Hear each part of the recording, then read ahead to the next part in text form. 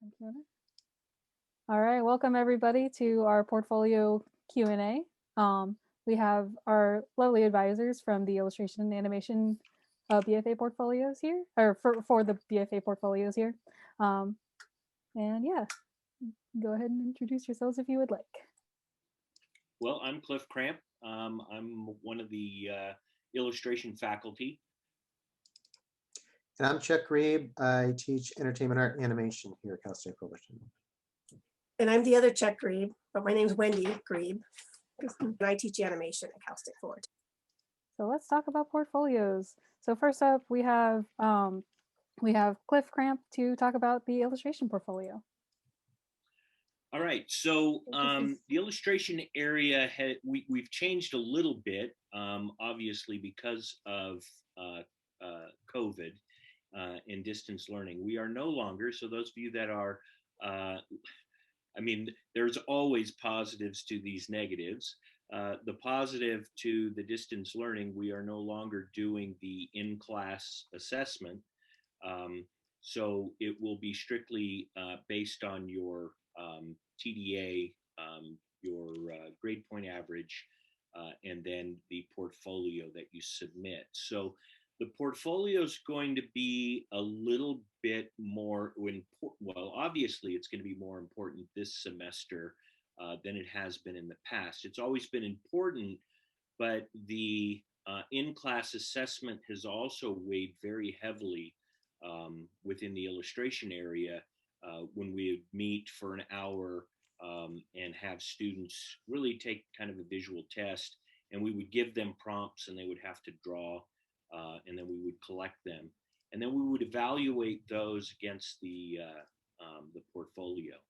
So that has been done away with. So if you're hearing that there's a possibility that we do this in-class assessment, we are not doing that this semester.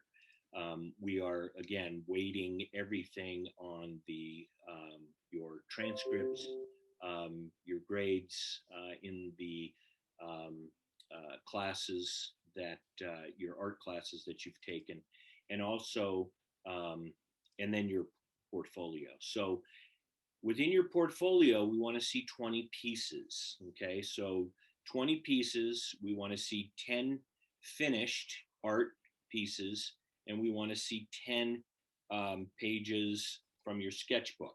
Now, your sketchbook, you could scan in and give us your best drawings within your sketchbook, and you can have multiple drawings on your sketchbook or in your sketchbook pages.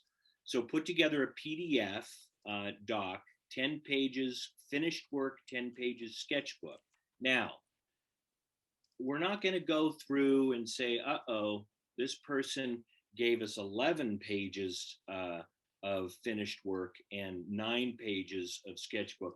They're out. Okay, we're not going to do that. Obviously, we're going to notice if there's 15 and 10.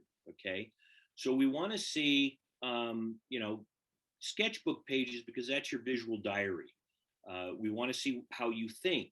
Okay, now the other thing is throughout the 20 pages, we want to see specific things, that you have an understanding of an anatomy, if you have an understanding of perspective, that you have an understanding of composition, you have an understanding of value and color.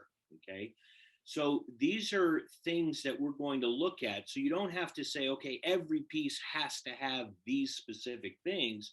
We're looking at them as a whole. All right, so your portfolio, out of the 20 pages, we want to see that you can draw the figure. We want to see that you have an understanding of perspective. So it would be good. So if you're out and about and you're doing cafe sketches, and in your cafe sketching, you are showing the architecture behind the figures, well, you just showed us that you have an understanding of perspective, even if it's approximate perspective and not perfect linear perspective. We can see that you have an understanding of perspective, but we can also see in that image that you have an understanding of anatomy. Well, that was a sketchbook page. It doesn't have to be in color, okay? And again, this is your best work, okay? I have been going through some portfolios of individuals and saying, keep this in, pull this out, keep this in, pull this out. I can't tell you in the initial review whether you're going to get into the program or not. That's something I can't relay to you, but I can try to let you know where you should edit. And that's the important thing, is learn to edit your own work. Get a few extra eyes on your portfolio, or the PDF portfolio that you're submitting, because this is important. Now, the amount of students that we're going to be able to accept, we don't know. We don't ever really know until after we've given the list, and we'll give sometimes a list of a certain number, and then the department tells us afterwards, like, we'll give a list, these are the students and we've ranked them, but these are the students that we think have the skill set to be accepted into the program. And sometimes the department comes back and says you can't have that many students, and so that's where it's difficult. So what I want you to know is if you didn't get in a previous application, please submit again, because you could have been in that bubble. And then definitely seek out advice from faculty and upperclassmen. I mean, the Pencil Mileage Club is doing this, and this is a great service to you because it gives you the inside information of what we're looking for, okay? There was something else I was going to mention. Shoot. Any questions so far? That might prompt my memory. I'm getting old, you guys. We have 2 questions in the chat, but I'm sure it's going to be answered throughout. Sure. Someone is asking, are digital sketches acceptable for the sketchbook portion of the portfolio? Absolutely. We are not a digital program, and we are not a traditional program. I like to also see traditional sketchbooks, even though a lot of people think I'm a digital illustrator. I use all media for my work, and I keep a traditional sketchbook. And yes, I doodle in, on my or sketch on my sketchbook, and I like to see both. So yes, that's acceptable. We also have another question that's asking, can we submit a sketch for a piece that is included in the final finished artwork? I have many sketches showing how I refined my work and show how I ended up with the finished piece. Sure. Yeah, why not? The thing is, you guys, is don't be so, we're not going to, we want to see your skill sets. And if you have work, if you have an extra piece in your sketchbook that you want to drop in as a final piece, I'm not going to, look negatively upon that. I'm going to look at, is that a good piece? Did this person choose a piece that's going to reflect the understanding of anatomy, perspective, design, value, color, composition, all of those things? That's what you want to submit. The other thing I did remember, so my brain kind of went, it remembered. The other thing I want you guys to remember is if you are a transfer student and you're debating on applying, do not debate on applying. Apply, because you are going to come up against a unit count. You come in at 72 units. If you've been here a year, taking 12 units at a semester, you're already at the cap, or pretty close to it. So you do need to apply once you get here. If you're a transfer student and this is your second semester in the program or in the art department, you took 12 units last semester, well, you're at 84 units. And once you finish this semester, you're at 96 units, and that is the cutoff point. So there is a cap there. So you definitely need to apply because you get 2 shots at the BFA application. So don't Let's see. any other questions? Angie is asking, for finished artwork, can they use traditional finished paintings? Absolutely. Okay, it's all your best work. Okay. We also like to see some things that maybe aren't necessarily classwork. We want to see in your sketchbooks sketches from observation and sketches from imagination. All right. So we don't really want to see fan art. You know, if there's a fan art piece in your sketchbook or things like that, you know, I'm not going to shake a stick at that and kick you out. I'm just going to, you know, if it's a good drawing, it's a good drawing. But we're not interested in seeing in your finished work all fan art. Okay. The reason is we want to see how you think, not using a style that's already been developed and promoted. So we want to see how you work, how you solve a visual problem in your finished work. And, you know, that's going to come through in some of your life paintings. So I'm going to, you know, I generally try not to do this, and I know this is recorded, but I'll give a shout out to one of our professors, Andy Dixon, who teaches some of our foundations courses in painting. And I just love to see a lot of the stuff that comes out of his, and it's, you know, you think, oh, that's a beginning painting class. It's not going to be important for my portfolio. But if you're doing a still life and you've nailed it, and you've got the color, you've got color temperature, you've got, because I know Andy talks about color temperature and temperature of shadow, and you're demonstrating that in a still life, absolutely, I want to see that in your portfolio. So yes, traditional media, you know, again, I work in all media. I do assignment work in traditional media, in digital media, and it's just media. Are you solving those problems? Again, anatomy, perspective, design, composition, value, color, all of those things. And we want to see how you think, because we're teaching you to be an effective storyteller in the future. We want to see some of that. If you have sketches in your sketchbook that are cafe sketches and they lend to story, to where you're drawing a couple, let's say in a coffee shop, and then you kind of play a little story in there. We love to see that stuff, because again, we're visual communicators, and we want to see, can you communicate mood and things like that in your even in your sketches. Thank you so much. Sorry, I do want to cut in. We do have some examples of stuff from previous portfolios that I can show.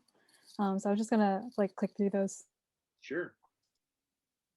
Yeah, so I mean, looking at this work in a finished work page, down there on the bottom, you know, I'm a little bit of distance and I don't have my glasses on because I don't want the glare, but if that's a traditional piece, that is absolutely acceptable in our portfolio. What it shows, I really like the composition of that piece. I like the positive and negative space in that piece. The color temperature is nice in that piece. Now, as that student gets to senior level, I might suggest a couple other little things to really make that piece pop. But that's a really nice, super nice painting example that I would highly recommend. The head studies give us some expression. There's character design in there. There's some black and white work, a great perspective, shot of the room. So this portfolio is showing us a lot of the things that we're asking for. The other thing I want you to be aware of too is that we are evaluating you on the level that you are at right now as far as your education goes. I'm not going to be looking at your work because I teach mostly the senior level courses, and I'm not going to be looking at your work through the lens of what a senior should be producing in these portfolios. So we're going to be looking at it. Do they have the understanding of those specific things that are listed? And those things, again, they could be throughout the 20 pages. What I want you to look at is your portfolio as a whole as 20 pages. Do we have another example?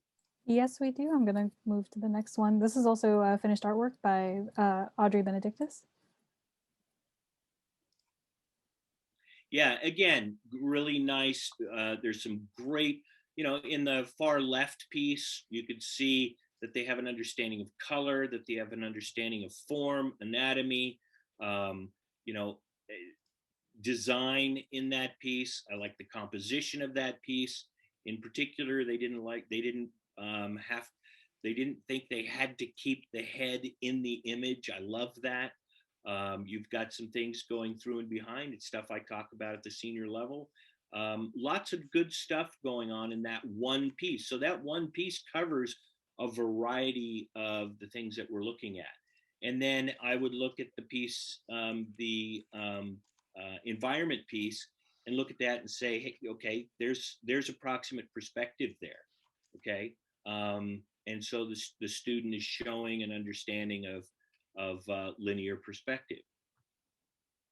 And then the black and white value study really is just kind of, okay, the composition's nice, but the value, I get an understanding of value. So some pieces may hit one thing because of the nature of the piece, and then some pieces may hit, almost the whole gambit of things that we're looking for. All right. The next two slides are sketchbook stuff. Go.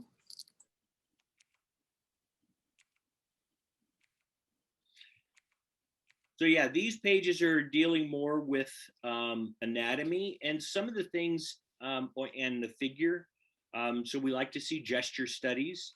I do like to see a couple pages of either figure studies or portraits that are fully realized, just so that I know that you understand light and volume.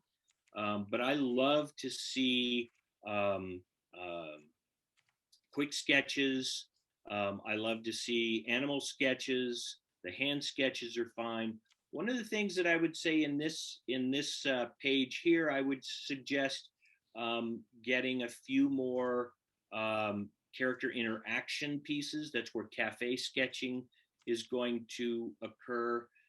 We do want to see that you can have two people or three people in a sketch that are interacting.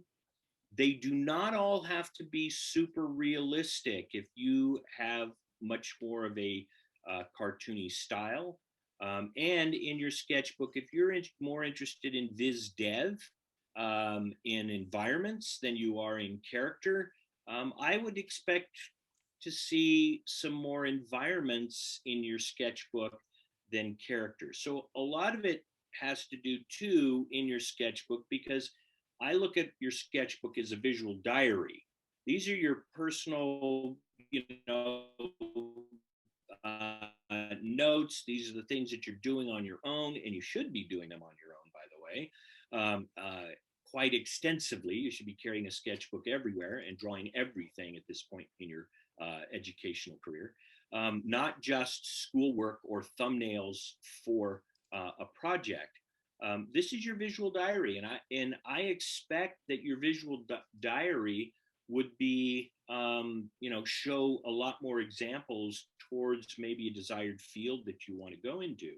So if you want to be a caricature artist, and one of our former grads has gone on to be really a talented caricature artist, and now he's teaching a class for us, Austin Haynes.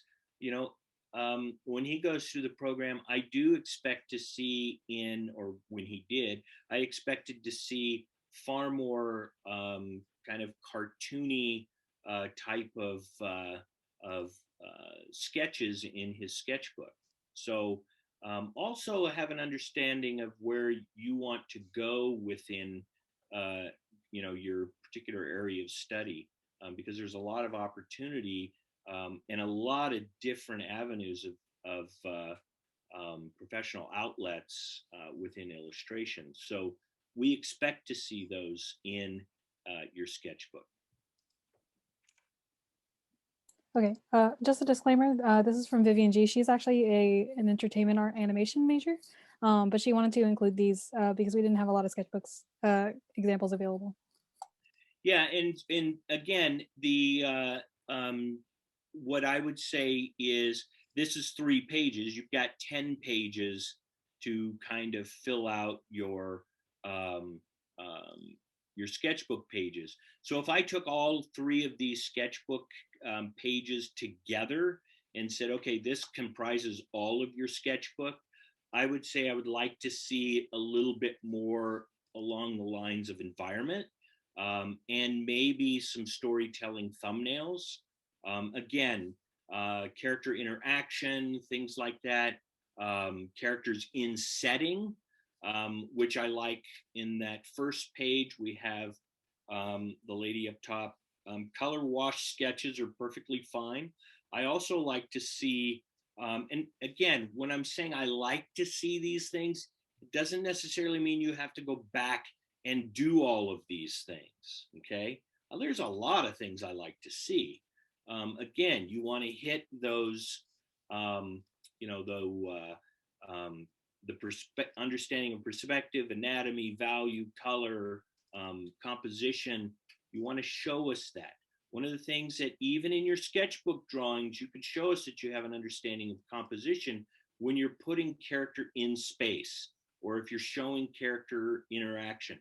So if you like to go and, our Pencil Mileage Club does cafe sketching a lot. If you like to go to those kinds of things, or I would go to those kinds of things and take those opportunities. How can I tell a story in this, cafe sketch moment?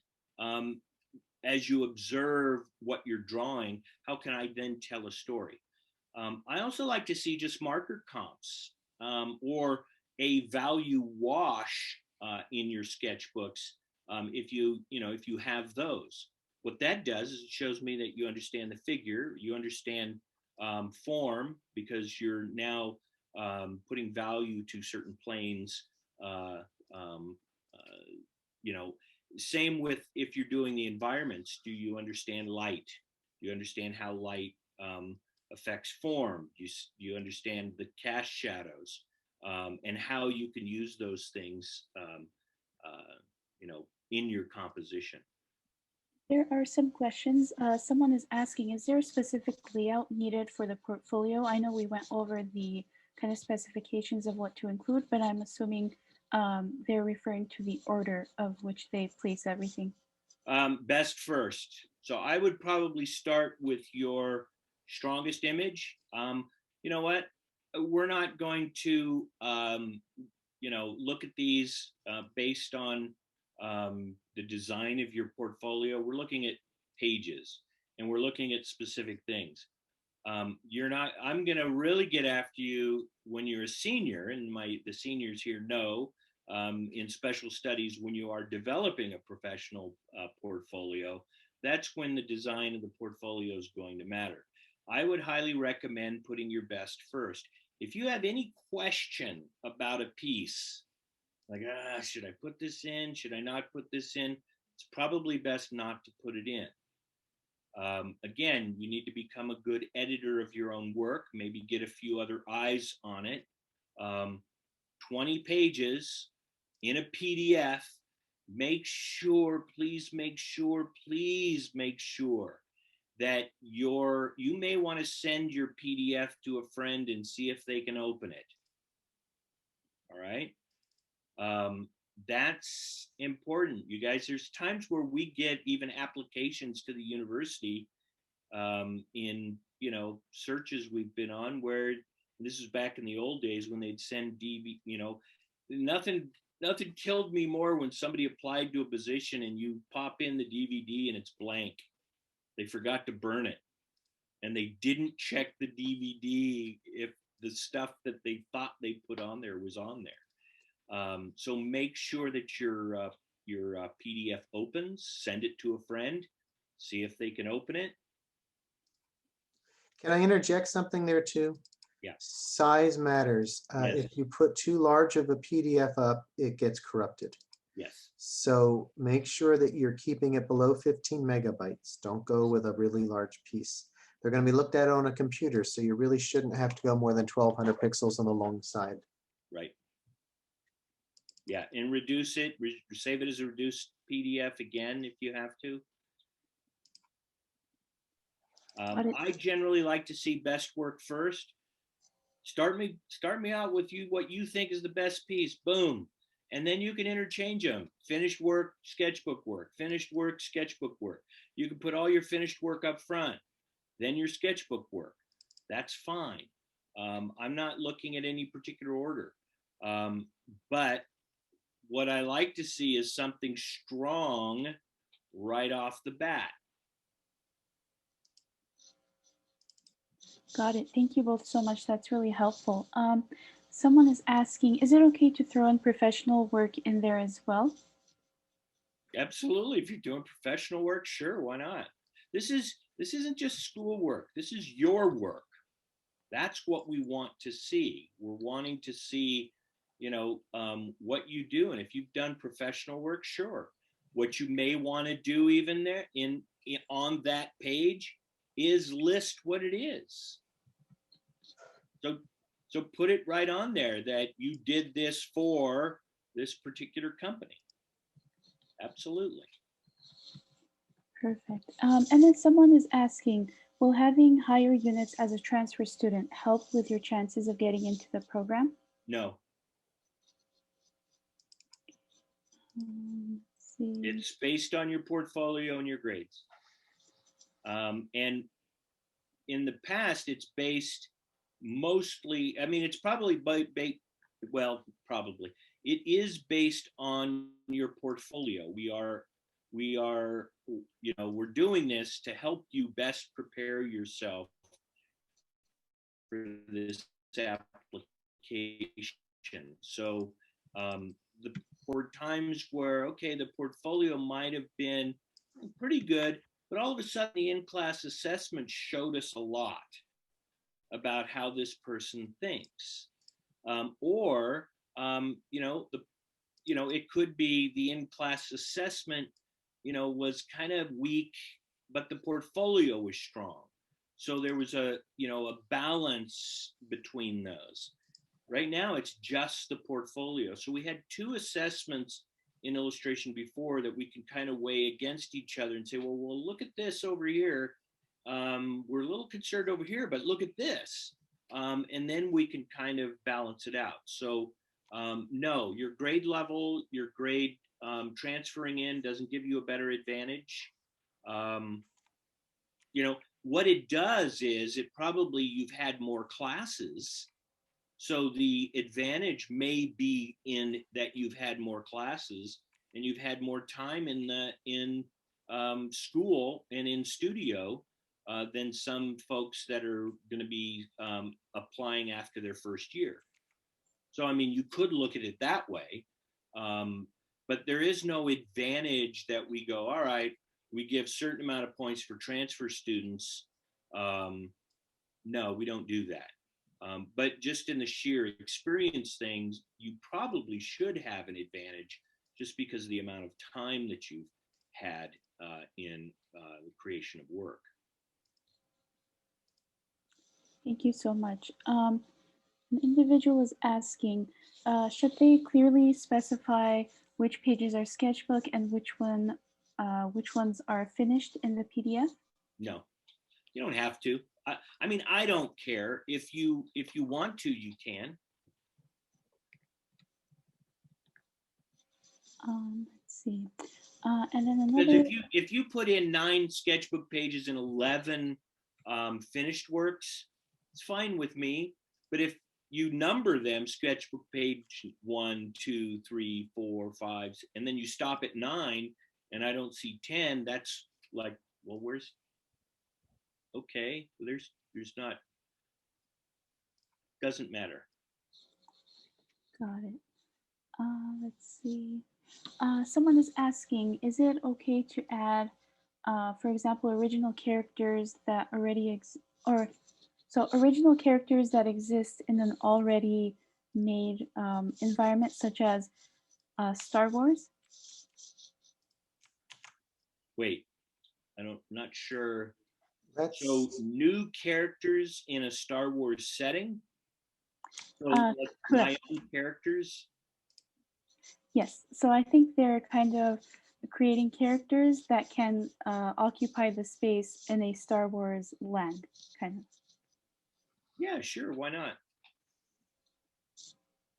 So long as they're good. But I don't really want to see Darth Vader and, and because a lot of people do Darth Vader, including me. And then another question, an individual is saying, I have a few digital graphic designs that show my skill set in illustration. How many digital works could we include? I don't want to submit too many digital so it does not cause confusion as to which I am interested in the most. I'm interested in good work. I'm interested in work that shows you have an understanding of design, composition, value, color, anatomy, perspective. The media, I don't care about. If you do all digital work, submit all digital work. If you do all traditional work, submit all traditional work. There is no balance of digital or traditional. We are illustrators. We're not digital illustrators. We're not watercolor illustrators. We're not acrylic illustrators or any of the other media, though I'm a casein illustrator. That was a joke, by the way. We don't care about media. So if you have all digital work and it's good, that's what you submit. Don't put a traditional piece in there if it brings down the quality of the portfolio. You want to lift your portfolio with your best work. And if all your best work is digital, then it's all digital.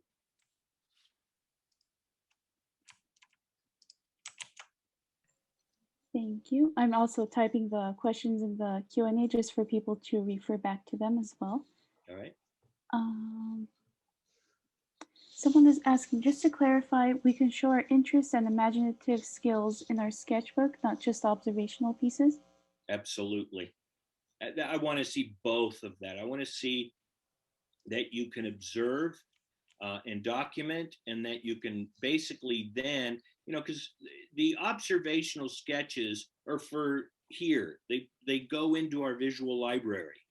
So the more you do that, the more stuff you have in your visual library that you can then call upon for the imaginative stuff.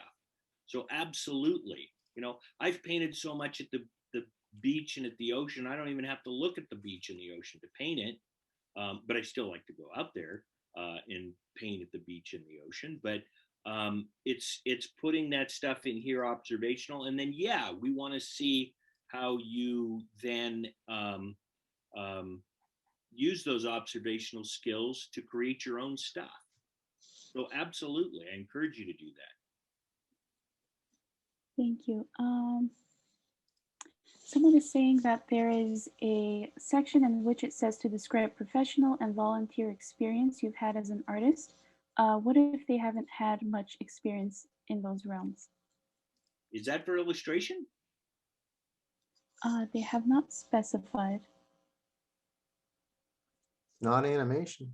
I don't remember that being on the illustration. Maybe that's new, and So my apologies is if there is something new. So what was the question again? I'll just answer the question as if it was, as if I am familiar with that. Sounds good. So this individual is asking, since there is a section that asks to describe professional and volunteer experiences that they've had, if they don't have much experience in those realms, do you have any feedback on that? Basically just, I mean, just be honest and say, you haven't had the opportunity to work professionally, that you're a member of the Pencil Mileage Club, and they do events. You can list, I mean, even, what if you've worked at so and so to put yourself through school, so that you can develop the skill sets to get professional work. I hope that helps. I think it does. I just don't remember that one being in our packet. Sorry about that. No worries. I'm sure it's a new addition as well. And then someone is asking, is there a petition to still apply to the BFA program if you've reached the maximum amount of units? I haven't yet, but was just wondering. Well, yeah, there's always a petition. And the faculty can advocate for you, but then that's about as far as it goes. Then it's up to the powers that be to either accept the petition or reject the petition. So there's nothing that hurts an individual by applying, even if they're at the cap and they apply, and then a petition can be made. It's like nothing ventured, nothing gained. If you want a job and you don't apply for that job, well, that's a 100% guaranteed no. So if you want to be an illustration BFA or an animation BFA, the quickest way not to be is to not apply. And if you're at the cap or close to the cap or barely over the cap, you can apply and then submit a petition, but it's not necessarily a faculty decision. Hey, Cliff, can I jump in for a moment? Sure.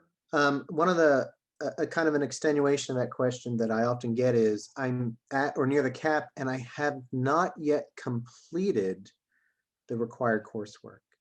If you have not completed the required coursework, do not apply. Right. Your work will Yes. not be reviewed. And I've got a question, Cliff, that maybe you can answer as well. I have to say that I am not aware of a student being rejected because they have exceeded the unit cap. To my understanding at this point, that has not occurred. Now, that doesn't mean it couldn't happen. The cap exists. It does. And if you don't apply, if you just sit and take classes, oh, I'm not ready, and you keep just waiting to apply, that's when they're going to institute it. They're going to say, look, you had your opportunity. You've had these courses done for 4 semesters. You're past the unit cap. You simply have to select a BA or BFA degree and graduate. You see, there are issues of funding for the university, and our university is huge, and they're trying to ensure that everyone has an opportunity. So if one person sits and just accumulates credits and credits and credits well beyond what is required to complete a degree, but they never graduate, there's funding that's going to serve that student that could be going to someone who's new. And they're trying to be fair with the limited funds that they've got. So that's the rationale behind that unit cap. But again, I'm not aware of it being enforced so far. So Yeah. Clifford. We've had a situation, I believe we had one situation where somebody didn't get in because of the unit cap, but it was because they were already at 120 units or something like that. Mm. So they were one class away from getting a BA degree. And I believe we had another situation where somebody was at a unit cap, but they didn't pass the portfolio review. Mm. So the unit cap wasn't necessarily an issue. So what Chuck brought up is really important. What I'm assuming is that slide, if we can keep this slide up for a second, that's a really, really important slide. You have to have Art 103 in the bank. You have to have 104, 107A and B, and 117 grades posted for those courses. So if you don't have grades posted for those courses, that's, you don't apply. Grades posted, not enrolled. You must have them done. Please, you're wasting our time and yours by applying. I'm sorry, I just got to make this because it happens every time. Yeah. You're not helping yourself. It's not hurting you. We're not even going to look at your stuff though. You have to have completed the course. Yeah, that's part of this process, and we can't change that. And we're not going to change that. That is part of the hard and fast. You have to have those foundational courses done. Grades need to be posted.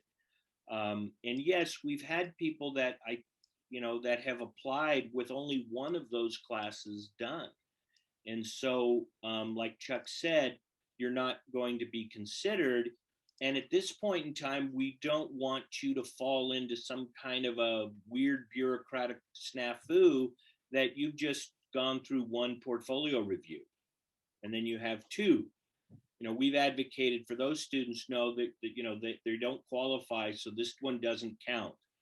But we don't, you could get caught into the bureaucracy of the university that may say, well, you've already gone through one review. So to date, that has not happened though, Cliff. I know that to date that hasn't occurred. It has not happened, but I'm just saying we don't want you to have, I'm talking about just situations that could arise. So any other questions? But make sure those 5 classes are done.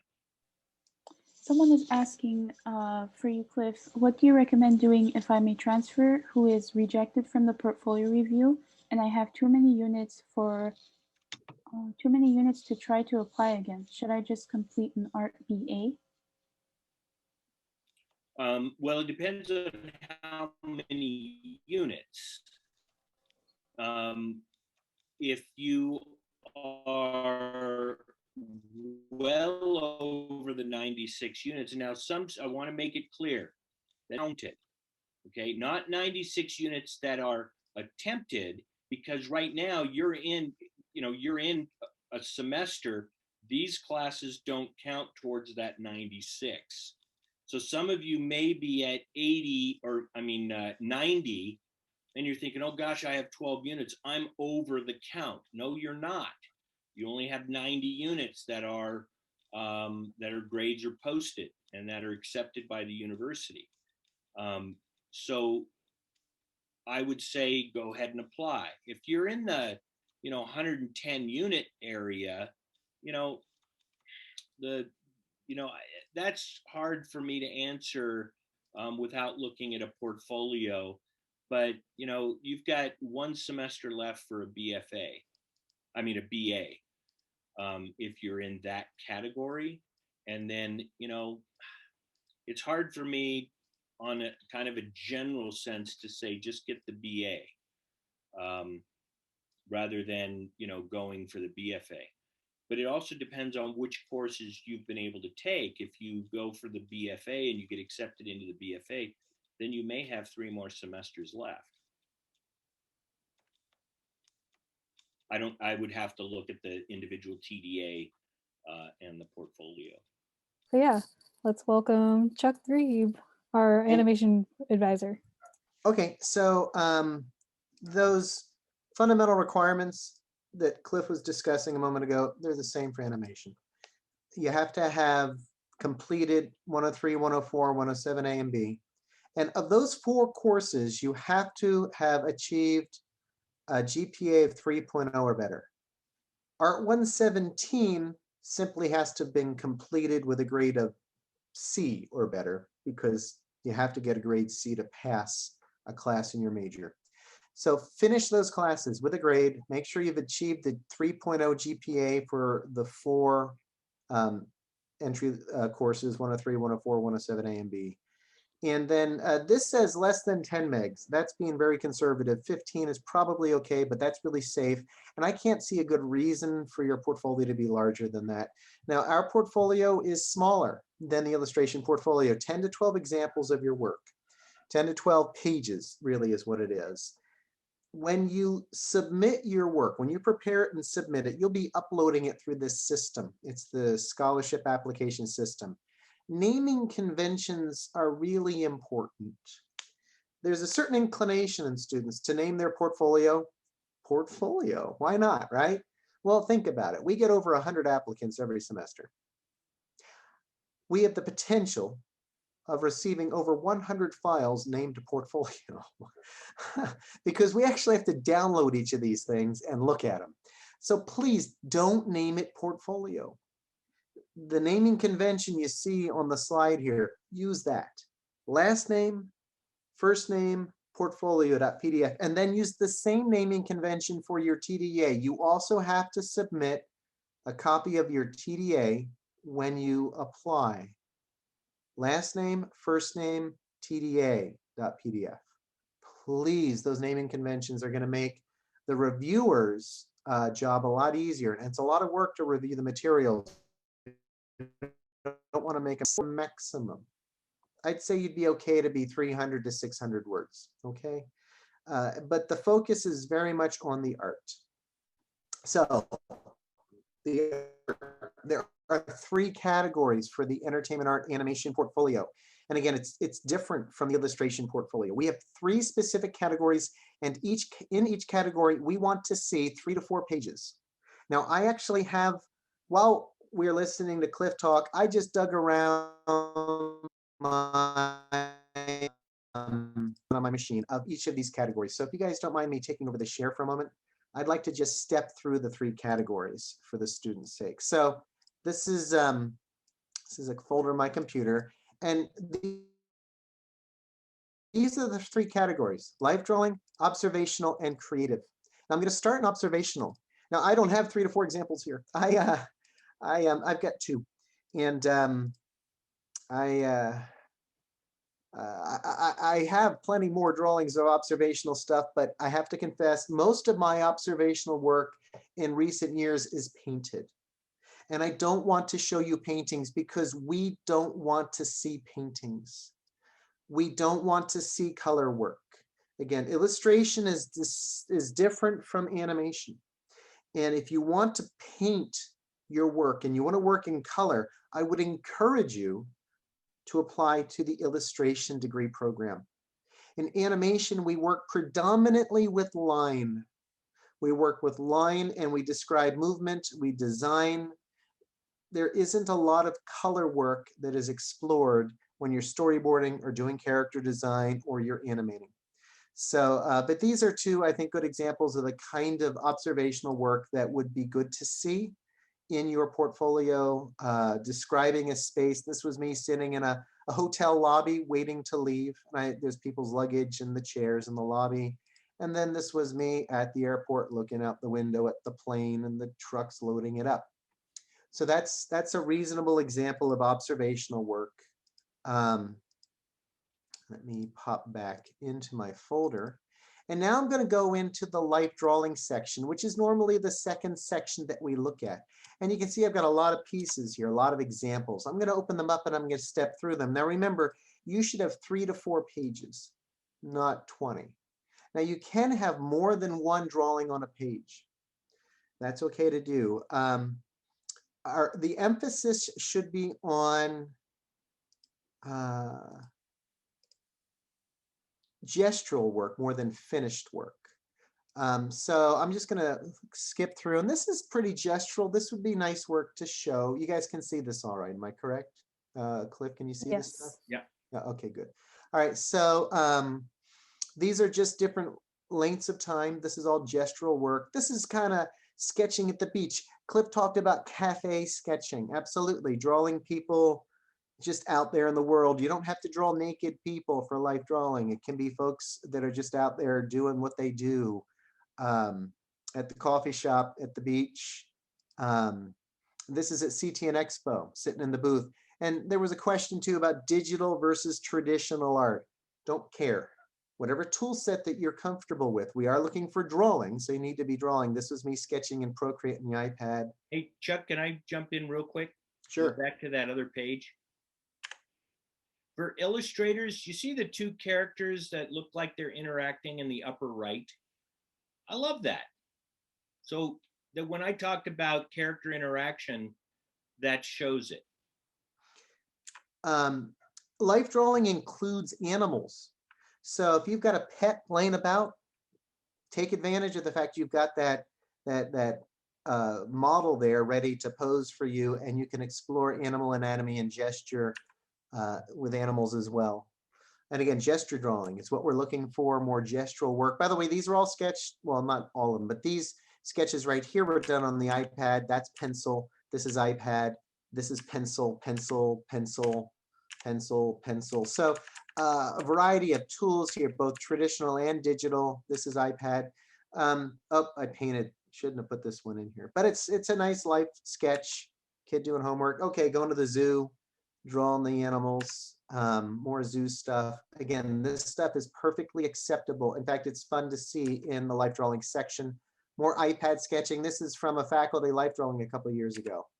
Some more gestural. Who stole my boots? Yeah, he wasn't wearing any shoes. That might be Cliff Cramp. If they're not good, don't put them in. Stick with the gestural stuff.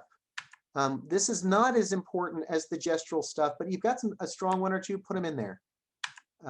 Again, sketching just people around you. That's absolutely life drawing. It is. It doesn't have to be naked people. This is me sitting in a committee. I was actually the chair of the committee, drawing the different people in attendance. So those are some examples of life drawing and the diversity that you can absolutely explore. Hold on just a sec.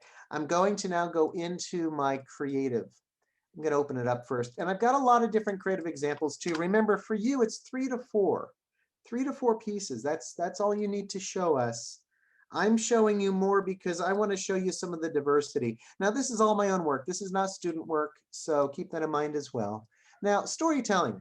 You know, I think it's great if you tell a story in your pictures. Cliff talked about this in the observational, and I agree. It's great to see it in the observational. But for us, and Cliff, I bet you wouldn't mind this either. Someone put together kind of a little story in pictures. And this is me, and what's amusing for you guys watching this, when I was a young person going to college, I had to show a portfolio as well. And this is the story of how that went. And it was pretty funny. I'm not going to give you the time to read the whole thing because we've got a lot to get through. But this was me just drawing pictures and recounting that experience in a series of photos. Or photos of pictures I made that I drew. Oh, this isn't supposed to be in here.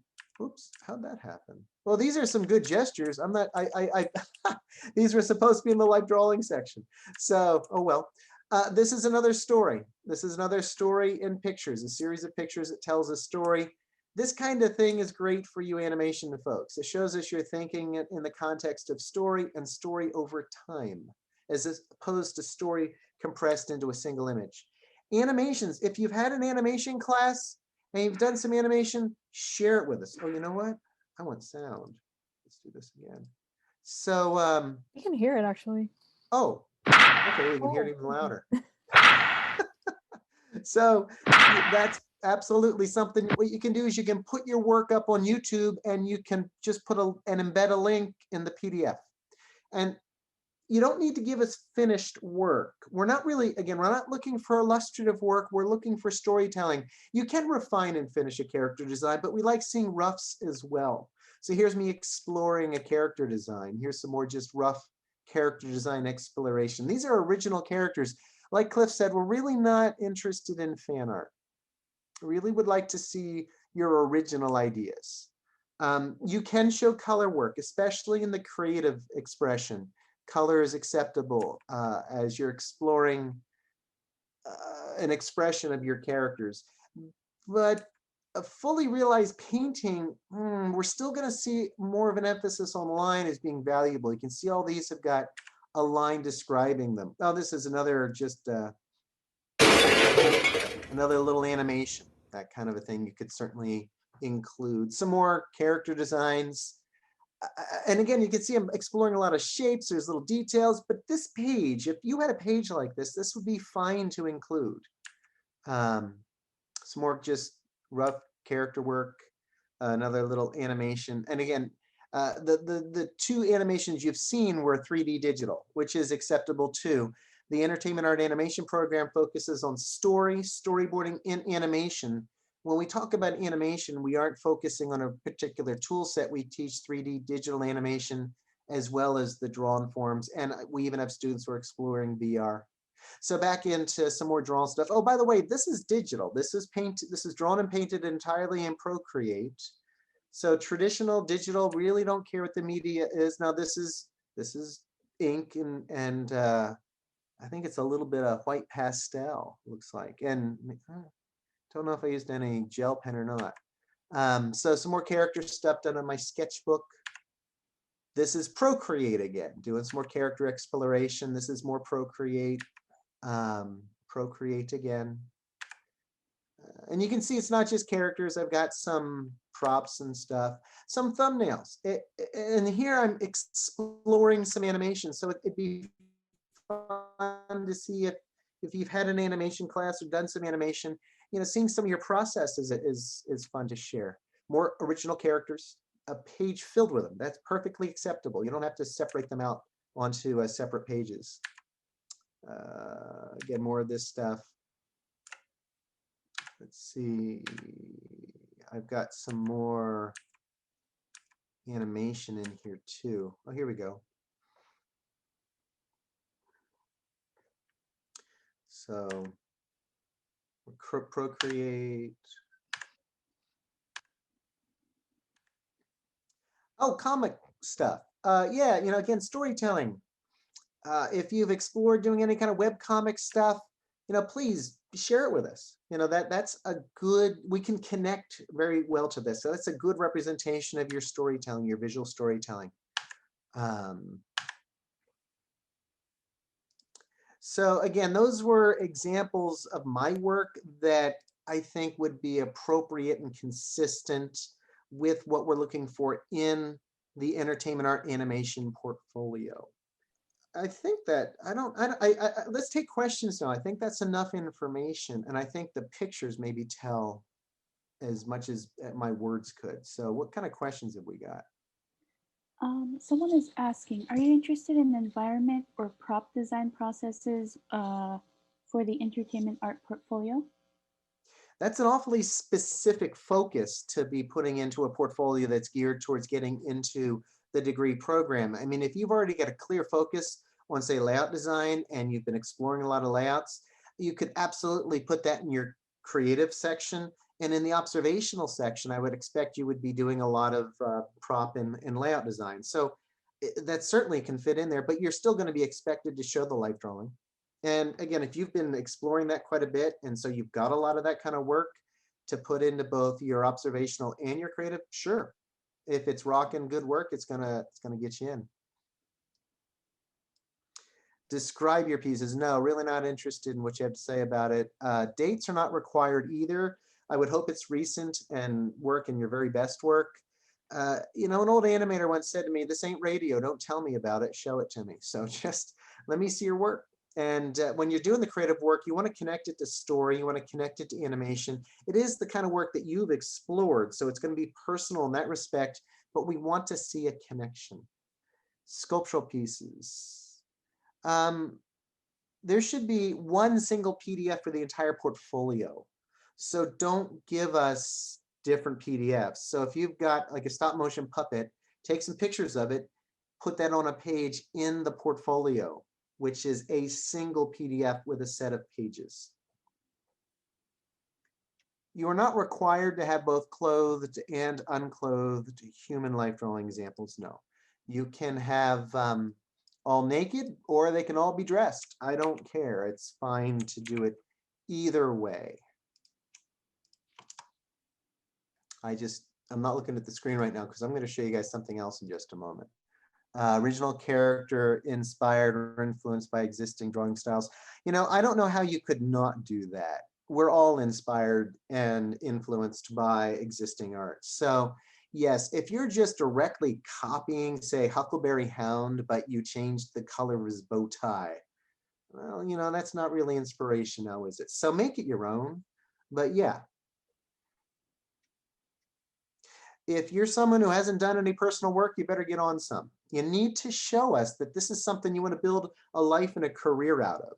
And if you aren't doing any of this related work at this point in time, are you really engaged in becoming an animation or illustration artist? Is this something that you really want to do? I would think that you're already exploring and creating work. A short film and a reel, those would definitely be pieces in the portfolio. That's not icing on the cake, that's part of the portfolio. If you've got like minutes of animation you've done, don't show us all your animation. Cut a reel that's your very best work. I would say, I'm sure I'm missing lots of questions. So I'm hoping Melinda or Sabi or Sage will help me out here. Color is discouraged. Yeah, we're really not looking for color work. We're looking for line work. And one of the big problems I see with color work is in the observational. A lot of students submit still life paintings. Really not interested in seeing still life paintings. Give us drawings. Set up a still life and draw. Use line to communicate volume and form and the nature of the object. Work does not have to be clean. There's a saying, I think it was Ollie Johnston said, clear, not clean. You know, you can give us really cobby looking ugly work, and you know what? It's cobby and ugly. And that's, you might say, oh, I'm just being rough. No, there's a difference between being, you know, rough and getting a beautiful clear drawing through that exploration and doing something that's cobby. Do you need to clean up your drawings like an animation cleanup? Absolutely no, you do not have to do that. Comics with dialogue, sure, that's fine. Color, no, you do not have to color comics. Comics can be black and white. Inanimated objects? Yeah, inanimate, I think you mean. No, the observational section should not include animals. Animals are life drawing. Observational drawing is go outside and draw your house. Draw the backyard, draw the living room, set up some objects. I would encourage you to get a diversity of shapes. So maybe, you know, a jar out of the cupboard. That's a good cylinder. Maybe you can get a soccer ball. And how about a box of cereal or a book or a stack of books? Set up a still life, and then using line, find your horizon line, get all your perspective working, and communicate those objects to me clearly through the use of line. Limit yourself to line. Don't draw with value. Absolutely don't paint it. And show me a jar, a stack of books, a soccer ball, and make it feel like a soccer ball. How about get a balloon, blow a balloon up, fill up another balloon with water, put them both that still and not anymore. That's ideal. No, you cannot major in one concentration and minor in another, because your major is art and then your minor is art. It does not work that way. You can pursue a dual concentration. It's gotten harder because the different degree programs have become made more distinct from each other. There's less overlap and there are fewer elective opportunities.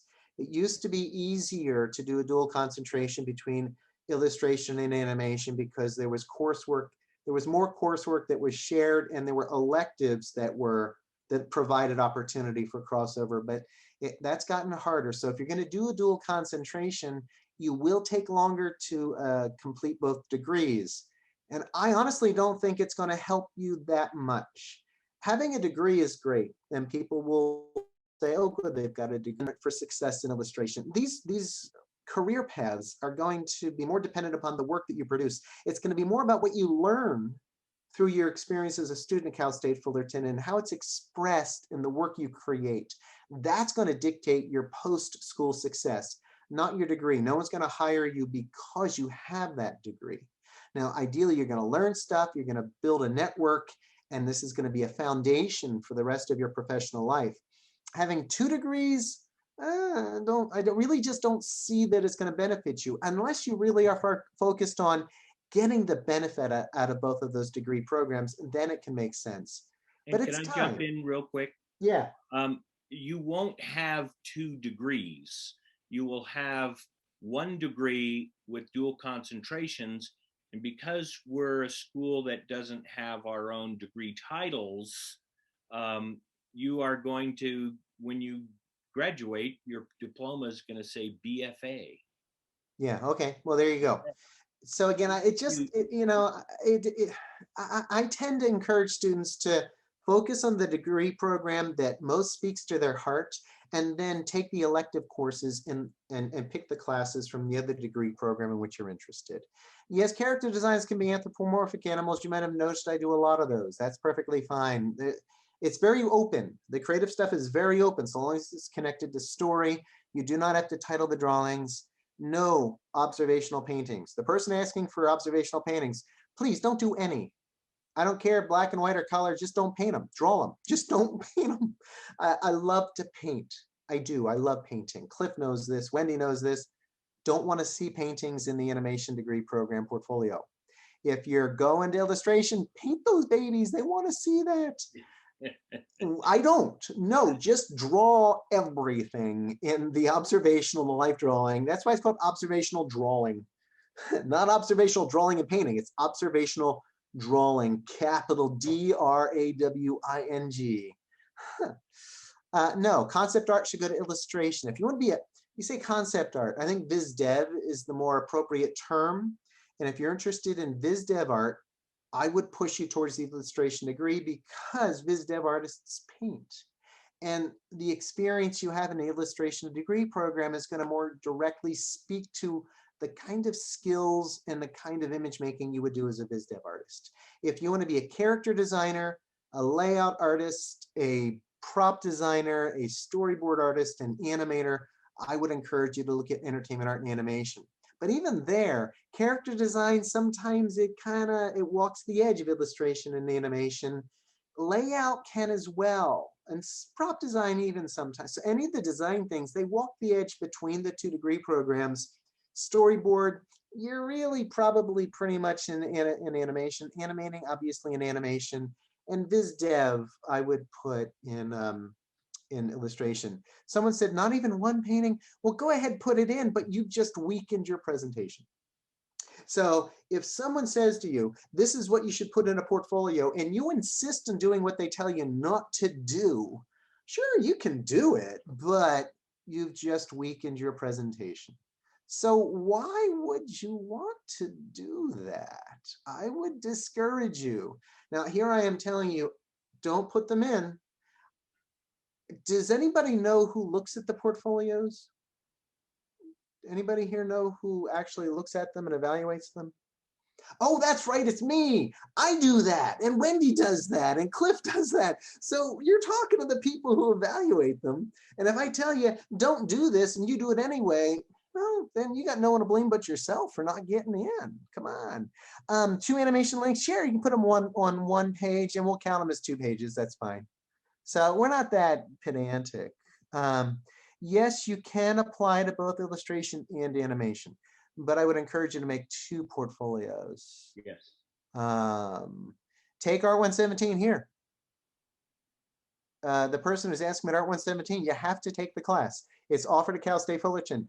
Do not apply until you've completed that class. Yes, you can submit work inspired by a song, because I probably won't know. But when it comes to the legal ramifications of that, start exploring what derivative work is. And it might conceivably open you up to legal action. Is anyone probably going to sue you for doing some work based on their song? No. And if they find out, they'll probably think it's kind of cool. So I wouldn't worry too much about it. And I'm not going to care. Personally, inspiration comes from all different places. Tentatively, no one's ever been tentatively accepted. No, you have to complete all of the required courses or we won't even look at your work. You have to take life drawing or you cannot apply. Someone's asking, will it accept or affect your chances of acceptance? Yeah, you won't get in. You can submit, you can fill out the application, submit your work. If you haven't completed the 5 required courses, we won't even look at your portfolio. You won't be punished. You're not going to, there's no like, oh, we're going to get that one. But you aren't going to be considered. You don't pass go. You don't start being considered until you've completed the 5 courses that are listed as required.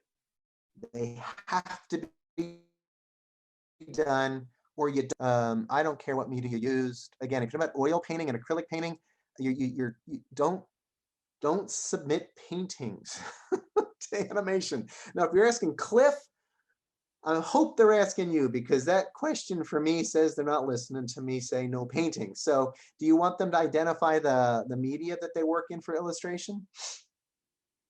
They can work in any color media, digital. But do you want them to tell you what it is? No, I don't necessarily need to know what the media is. See, I'm not concerned with the media of choice. I'm concerned in how you use that media and how effectively you use that media. Okay, now someone again is asking about the unit cap. Look, the unit cap, to my knowledge, has never been enforced. If you haven't finished the required courses, you will not be considered. It doesn't matter about the unit cap. You must finish those classes. Don't apply if you haven't finished the classes, period. Now, if you're going to be at the unit cap as you're finishing those classes, I don't believe you will be rejected. But if you are, I would then petition the art department and say, look, I wanted to apply, but I transferred in and I didn't have the courses done. And Chuck said I couldn't apply without them. And I had to wait. And then you can contact me and say, Chuck, you said this. And I'll say, yes, I did say that. And I will support your application or your petition. I will say, please allow this person to submit. They couldn't submit because they hadn't completed the 5 courses. And I will advocate strongly for you. I don't think that will be a problem because it never has been. To date, that has not been a problem. So I don't think you'll need to worry. I understand the anxiety, but so far it's never been an issue, and students have been accepted who are over the unit cap, who applied because they didn't have those classes yet. So what you're describing has happened and it's gone okay.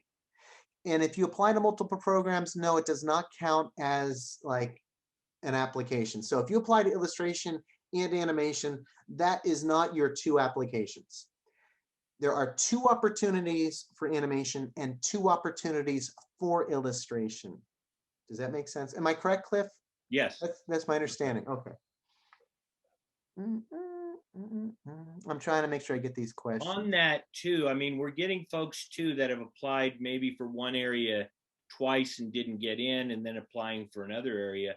This is the time where you strategically, because of units and all of that, and because of potentially being blocked out of upper division courses, if you really want to go into a BFA program, you're going to get bottlenecked with your prerequisites for your especially your 400 level courses.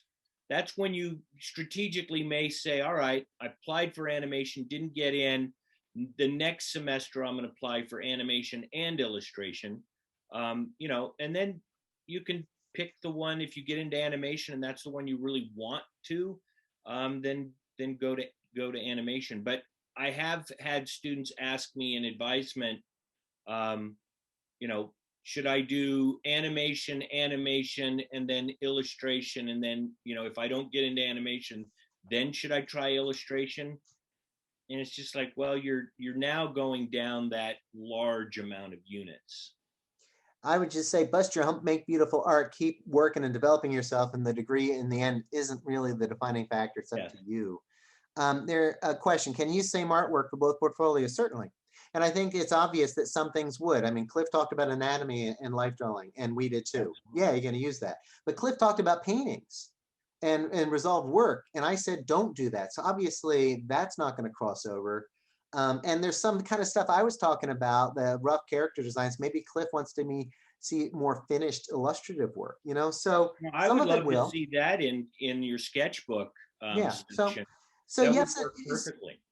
But make sure that when you're putting the same piece in both, that it makes sense. Yes, you have pieces that are in both, but remember, there are different requirements for both areas within the portfolio. So yes, you can have similarities, but they have to be two different portfolios. You can't submit the same portfolio to both programs, as Chuck has told you. He doesn't want to see paintings. We want to see paintings. So if you're going to submit to both areas, you have to adjust both of your portfolio PDFs for the individual submissions. And I want to make something clear. I love to paint and I love illustrative work, and I do a lot myself. And I didn't show that work today. If you look at my website, you're going to see a bunch of it.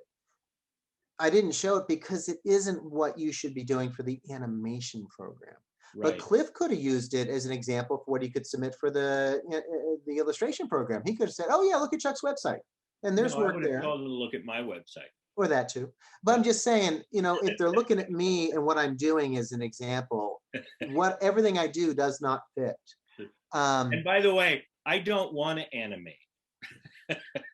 By the way, the 3.0 GPA, it's for 103, 104, 107A, and 107B. Those 4 classes. Art 117 is not calculated as a part of the GPA.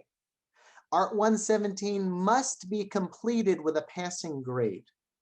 So the actual grade does not affect the GPA. That's just those 4. Does that clarify? Now, someone wants to be a comic book artist. I think probably illustration is going to speak to your interest more specifically. That's where the sequential art class is housed. You could work on a comic book in the special studies illustration degree program. That doesn't mean that there might not be a student in the animation degree program who has an interest in comics, and they can explore it there too. But if that is really your focus, I would say go to illustration. Someone wants to know if sketches or artwork of celebrities is okay for the illustration portfolio, Cliff.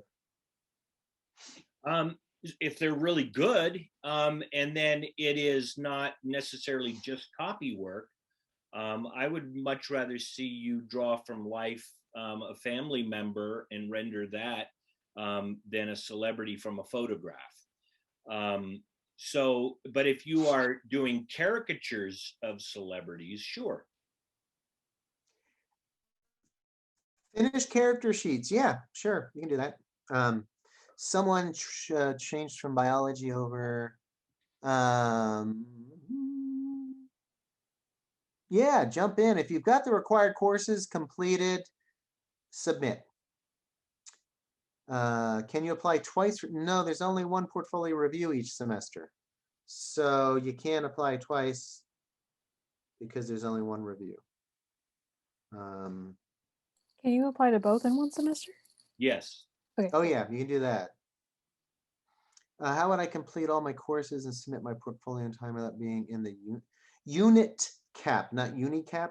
The unit cap is the 96 units. So I'm not sure, are you suggesting that you're not going to make it? I'm confused. I think I need more information on that question. When you say render a character, I'm not sure I understand what you mean. When we draw animated characters, we will do cleanup drawings of them. That's not a render, it's a clean drawing. If you'd like to color your character, you could color it. That would be fine. You're getting far too specific. When you're doing your creative work, you really have a lot of freedom. There aren't rules. Take the rules away. Don't think, oh, I have to do it this way or that way. Think about the examples I showed. There was a bunch of colored stuff. When you're doing your creative section of the animation portfolio, it's very open, but we'd like to see that you are using line in some facility, and we'd really like to see story. Now, someone asked about stop motion. It would be awesome to see some stop motion puppets, and you could even show an armature. And if you had an animation test, you could link to the animation test. That would be really cool to see. And I've done stop motion, I've built armatures, done all that kind of stuff. Yeah, that'd be a fun thing to include. But if you took a ceramics class and you loved the experience and you were learning how to throw pots beautifully, I think that's awesome. But I really want to see pictures of your connect to story and character animation, which is what our degree program really focuses on. Caricatures are more creative work than they are life drawing, though sometimes we do caricature when we do life drawing. Game animation, game design. So when it comes to character animation, David, that really is founded in the animation degree program. There is a new degree program that focuses more on using the 3D digital tool set called computer animation and game art. Now that one's more for like modeling and rigging and for exploring, creating game type characters and stuff. I don't know that game design fits into it because that tends to be more the computer science side of it, whereas we're more about building assets. But if you've got a real interest in working in the video game industry, building those assets, I would encourage you to consider that computer animation and game art program. Now, if you want to be sorry, I just want to cut in. Andy Fida couldn't be here tonight. He had another obligation, but he is open to answering questions about it through his email, which we will post in the chat. Okay. Now, if you want to be a biz dev artist for video games, then illustration, once again, is going to better serve your needs than the computer animation and game art degree program. So the computer animation and game art degree program is going to be more about working within the 3D digital tool set. It's going to be lighting and compositing. It's going to be modeling and texturing and rigging. Illustration is going to be painting. Illustration is going to be doing the conceptual work that then gets executed. What's that, Cliff? The world building. Yeah. Visual world building, yeah. And getting more clean. Someone's asking about clean drawings art again. Clear. Think about the stuff I showed in my examples. It wasn't clean. I didn't show a single cleanup. But good clear drawing. Yeah, you complete all the required courses, are under the limit and have a portfolio. Yeah, then you absolutely should apply. And even if you're over the limit, apply and see what happens. Don't let the unit limit stop you because again, some people get hung up when they transfer in, they come in with a lot of units, but they don't have the required courses yet. And they end up feeling really stressed. My encouragement is make it a priority to get the courses done and then start applying as soon as you have those courses completed. And I just want to try to relieve the anxiety that I know some students have expressed about, especially that unit, that 96 unit limit. I don't believe it's been enforced. And if it does get enforced, if there's a reasonable explanation, like, well, I transferred in, I was trying to get the classes, I couldn't get them, then I believe they'll be understanding. But if you just dawdle about and don't submit and don't apply and you take semesters worth of work, well, then you might be in trouble. And when they enforce the unit cap, it's because you need to move forward, you need to complete your degree, and so do other students. So that's kind of just the same words. I'm not sure I understand what you're asking. It's not called a unicap, it's units. What's being referred to here is the fact that the portfolio guidelines state that you need to have submitted before you've completed 96 units. So they want you to submit your portfolio and be accepted into a program so that you can graduate in a timely manner. And if you've accumulated more than 96 units towards your degree, they're concerned because you'll still have to complete all of the upper division requirements that you're going to be at the university for years longer than you really ought to be. So they're trying to ensure that you move towards the graduation in a timely manner. So the unit cap is there to let you, the student, know you can't just wait and wait to submit. You need to put your foot out there and say, okay, I'm ready to submit. And ideally, the way these portfolio reviews are designed, we looked at the required courses. And the required courses are beginning drawing, beginning painting, 2D design, 3D design, and life drawing. And theoretically, you could pull all of the work you need for your portfolio from those courses. Plus, we wanted to see that you were exploring some of these ideas on your own. So that's kind of the thinking that went behind how do we design the kind of work we want to see in the portfolio.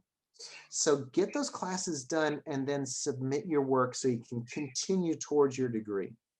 And that's what the unit cap word is talking about. It's 2 words actually, unit cap, 96 units.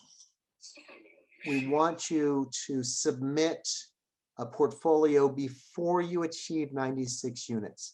Now, some students, like I said, run into a problem. They transfer into the university with 70 units or so. They need to get 15 units of classes completed. That's the 103, 104, 107, AB, and 117. And maybe they have trouble fitting them all into their schedule. They need to get those classes done and get the grades that are required to submit. And some people are banging up against that unit cap count.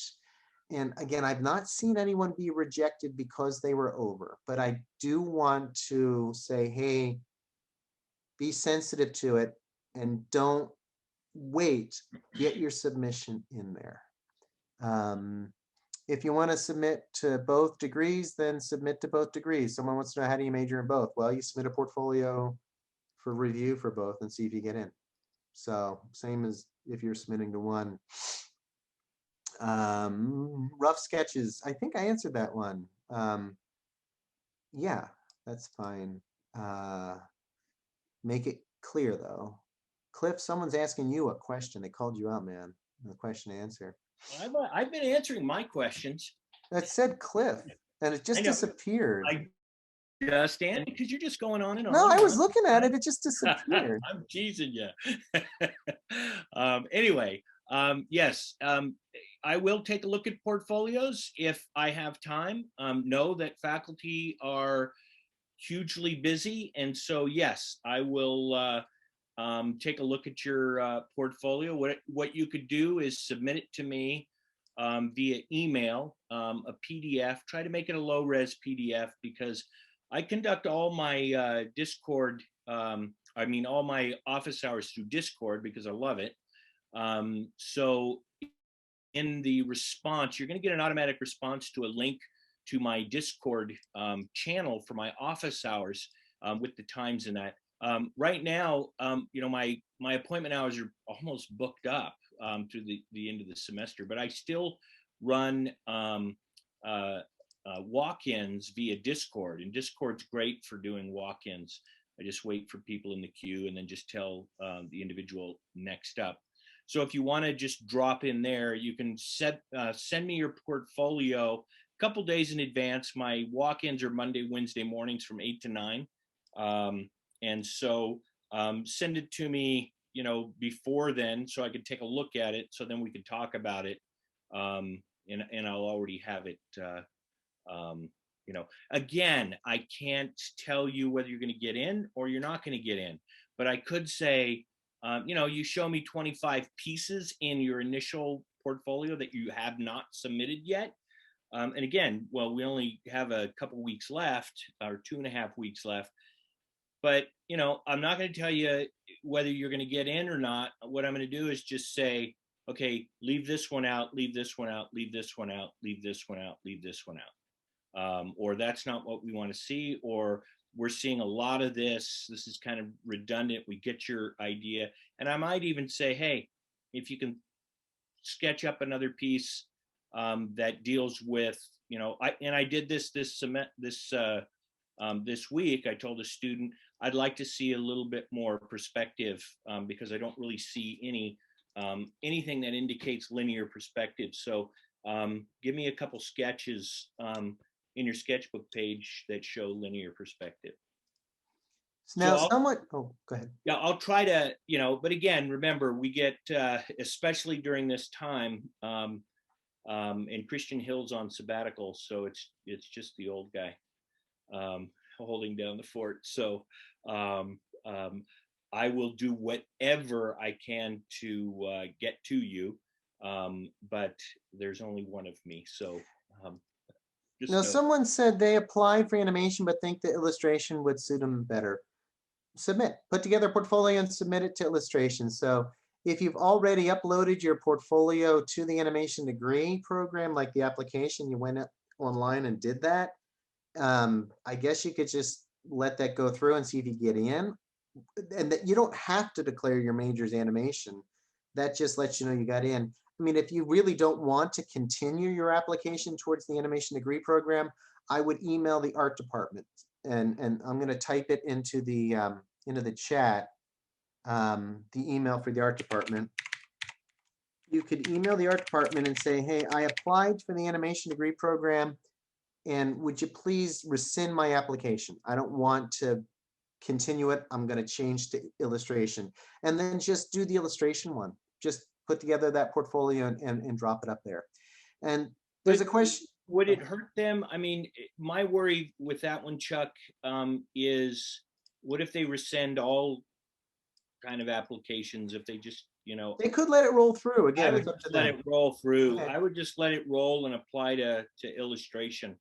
Okay. Yeah. And then it says, is it okay to have words on the storyboard? It is not normal to have words on a storyboard, so I would discourage that. Storyboards don't have words. Now, if you're doing a comic, well, yeah, comics have words. A storyboard might have a description underneath, or if you wanted to have dialogue, you could put that underneath the panel.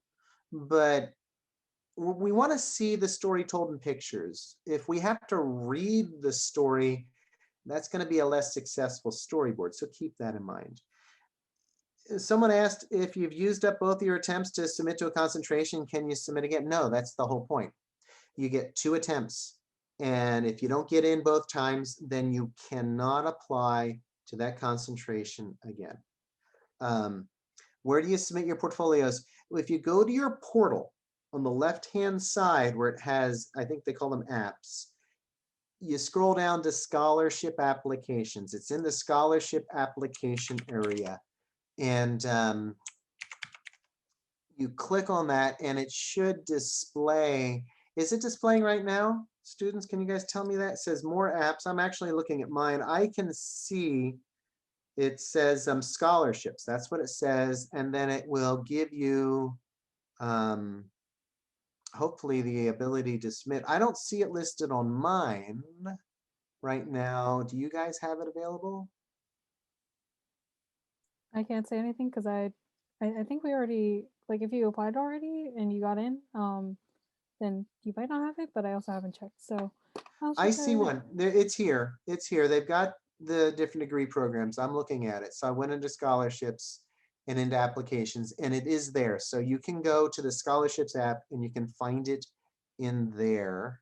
And someone posted up a link. You should have had this emailed to you, the portfolio review instructions, but someone also put the link into the chat. Thank you very much. And someone doesn't. Yes, you put your animation up on YouTube and you just embed a link in the PDF. The cumulative GPA, you know, I'm not familiar enough with the application to tell you. I'm not sure if they're asking for your overall GPA there or the 4 art core classes. I think it's probably for the core 4 classes. So just read the context in that application. And this is the only GPA I care about, the 4 art classes. Your overall GPA, I don't pay any attention to. I just look to see, did you meet the minimum requirements for us to continue to evaluate your portfolio. And if you got the 3.0 or better in those 4 classes, you're done 117, boom, I'm moving on to the next step, which is looking at your work. The essay is not a part of the PDF. The essay, I'd write that up in advance as a Word doc. And when you fill out the application, just copy it and paste it into the application. So the essay is not a part of the PDF. It goes into the actual application form that you complete. And Cliff, you think that GPA is just the 4 art classes? Yes. Yeah, okay, good. I actually had a question. I don't think we mentioned the essays at all. Do you have anything to say about those? I did. I talked about the essay at the beginning, and I said it's the least important thing. Oh, And okay. it doesn't have to be 600 words, you know, anywhere between 300 and 600. And the art's what matters more. But, you know, just say, you know, why you want to be in the program, you know, be polite, be, you know, passionate, be real. But yeah, I don't spend a lot of time on that because the portfolio is the defining issue. So Shannon, you're asking in the chat about the courses required for the illustration degree. You can find those on the College of the Arts website, or if you go to the catalog. The catalog, I think, is maybe the best place to go. So if you go to the university catalog, you select the College of the Arts and then the art department, and then you can pick which degree program that you want to look at. And when you select the degree program, it will list for you all of the required courses. And I would encourage you, Shannon, to try to make an appointment to meet with Cliff. You know, look at his office hours, or go on TitanNet and just reserve one. It doesn't need to be before the review. If you want to submit, just get your submission in, but just talk to him. And you could meet with either Wendy or I too, if you want to just get our take on the animation degree as well. But I think it's good to just talk with a faculty person in that area where you've got an interest. The portfolio is for acceptance into our degree program. It's got nothing to do with an animation studio.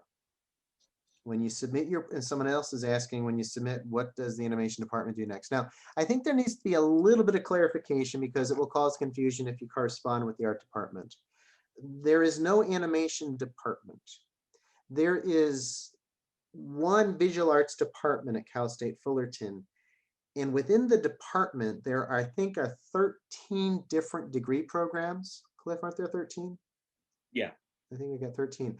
And so the illustration degree program is one of them. The entertainment art animation degree program is another one. And these are degree programs that are housed within the art department. So that's an important distinction when you're communicating with the art department, because if you start referencing the animation department, it's going to cause, they're going to be confused about what you're saying. So make sure you understand that you would be in the art department, but you're in the animation concentration. When you submit your portfolios, it's looked at and it's evaluated by the faculty. I think Cliff talked a little bit about this. So the portfolios are evaluated, they're kind of graded. And then the department chair and the dean of the college determine the number of students that they will allow to be enrolled in the following semester. And they notify the concentration and they say, this is how many students you are permitted to apply or to accept. And then basically a line gets drawn. So you go down the evaluation, it's like everyone's got a grade and it's numeric. It's like from 0 to 5 or something. It's a 4 or 5.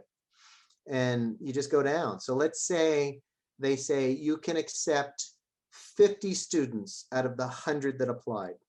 Well, the top 50% that have been graded at that level, they're in. So that's kind of how it works. And the rejections and acceptances, we hope that they get out to you as soon as possible. So the deadline is March 1st. I think it usually takes about a week for the evaluations to be, assessed. And then the information, it's dependent upon too many things that we don't have control over. But we want you to know sooner than later, because you need to get your degree or your major declared so you can then enroll in the classes you need. So I'm hopeful that you will all know by the second week of March. That's my hope, but I don't know that I can tell you. And it changes. It's a strong hope that, you know, we're going to get them done. Is the last semester when we did these, I think the deadline was on a Friday, and Christian and I spent all day Saturday and Sunday, well, starting Friday night, Saturday and Sunday, and we had our decisions made by Monday morning. I believe we submitted them on Tuesday. So we're going to try to do, or I'm going to try to get them done as soon as possible, because we understand that it's important that you are declared a BFA before the next registration time, because it might affect your registration time. Yeah, but we don't really have control over that. So what Cliff's don't. describing is we hope we get the information as quick as we can, but the ultimate distribution is up to the department. Yeah, all I want you to know is that we will get the reviews done in a very timely manner, and then it's out of our hands. So Yeah. once the reviews are done, and I don't even believe by then we have a number set of how many actual students we get to choose. And I want you also to know that this is a very difficult process for us, because, you know, there might be an equal amount of students that are, let's say illustration gets 30 students, but numbers 22 to 35 or 36 are all bunched together, you know, and it's like really hard to decipher the grouping, you know, the you know, of Where you that draw the line. group. Where do you know, and that's the frustrating part, because we, like I said before, we may think, okay, you know, out of these applications, really 36 pass, you know, but we're only allowed 30. You know, where we say, okay, this is, we do think they kind of pass the you know, so no, once we finish our work, and we will try to do it is in an you know, in an expedited form, but thorough. I want you guys to know it'll be thorough, but expedited, because we understand that it's important for you to then have your change of objective completed into the BFA, because it might even affect your registration time. So then you have a better registration time in order to get some of the classes that you need and that are impacted. Now, someone's got a related question, and it's a hard one to answer, because normally the question is, do you have to meet with an advisor to change your concentration? And that simply isn't logistically feasible. So you can't. There are going to be too many students who've changed their degrees. So the art department is supposed to process that. That's my understanding. Now, there's just so much happening here. I think that there have been some hiccups, but I don't know enough about how that happens these days. Cliff, do you have any insight? Because I know some students have had some problems with getting their degree program changed. Well, one of the things that you guys also need to know is that you need to be checking your student emails every day after you have you know, a week out. It's not gonna, you're probably not going to get you know, an email by March 7th, but be checking your emails on a regular basis, because they may need something from you. And we did, I think, have a situation like this in illustration, where you know, they needed something from an individual, but it, you know, and they were accepted. They got their acceptance email went out, and I think maybe even Christians sent the email, and there was no response, and the student didn't check their email. But we needed something, so please be checking your email on a regular basis. It is my understanding, like Chuck's, that once they get the list, the art department now goes through the list and makes all of those objective changes. So the important thing is be checking your emails to see if you've got an acceptance. And then if you've got an acceptance, it's important then that you start looking at your TDA on a regular basis to see if your TDA has been updated.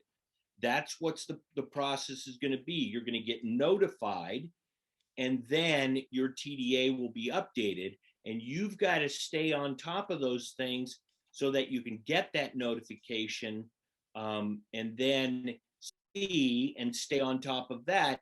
Look, if 10 days go by and say you got a notification, but you've noticed that your TDA hasn't been updated, then that's when you may want to contact the art department.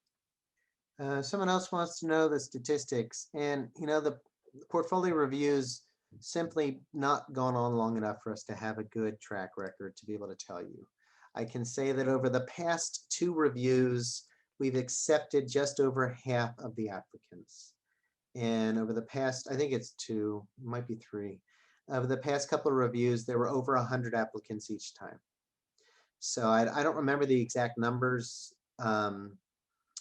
but it has gotten, it started out less competitive and got more competitive as more people applied. So, and I kind of expected that's what would happen. But I would say over the past 2 or 3 semesters, it's kind of hit a consistency, but that's still too far short a time to be able to tell. So Wendy, do you remember? I don't know if Wendy's drawing over there. Has it been the last 2 semesters it was the same, or the past 3? I think the past 2. And another big change is happening, and it's going to happen. It's going to affect all of these programs, illustration, animation, and the new KAGA program. Because the KAGA program is starting up, we don't know how that's going to affect applicants. We don't know how that's going to impact admissions. There's so much that keeps changing, and this is all still very new. So I just don't have those numbers. What I can encourage each and every one of you to do is to just produce the very best work that you can. Keep challenging yourself and pushing yourself to just do the very best that you can. You can choose both programs. Someone's asking, basically what you're asking is, can you have a dual concentration? Yes, you can, but then you'll have to complete the requirements for both programs in order to complete your degree.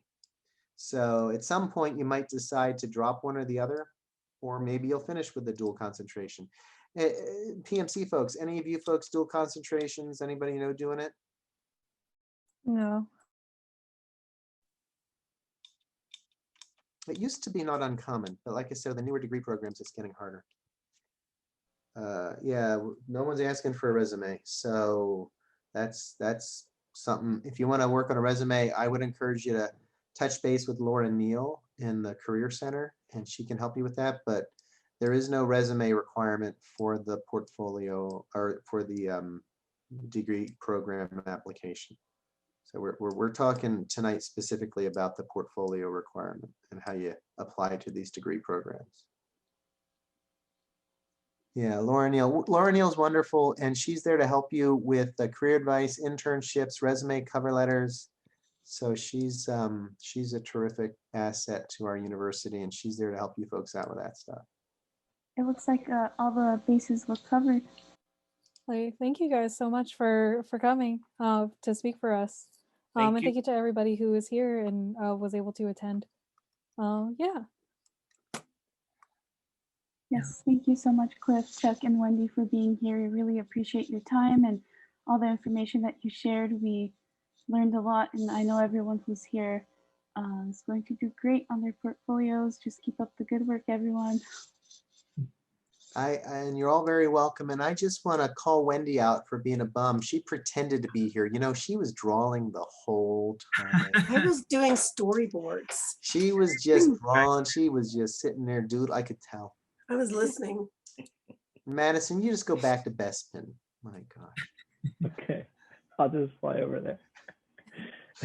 All You know, I right. had a little toy twin pod cloud car when I was a kid. I don't know if I still have it. Did you really? Oh my Hey, god. Madison, why isn't my version of Bespin behind you? Because it's not good enough. Oh, I didn't say, no. Next time, Cliff, it will be up there. I didn't know if I needed your permission, but now that I know, I will next meeting. Madison's a butt kiss. Madison's a butt kiss. He's not in any of my classes this semester. So. He's Yeah, just so it laying the doesn't matter. groundwork. Laying the groundwork. I'm graduating. Yeah. Anyways, thank you all so much. We really, really appreciate it. Good. Okay. So once again, thank you guys so much and All have a right. good night. And good luck to everybody who's applying for the portfolio this semester. Yeah, best of luck. Good luck, everybody. Look, Yeah. everyone. Good luck. All right. And we're all good. Have a good night, y'all. All right. Take Night. care. Bye. Bye.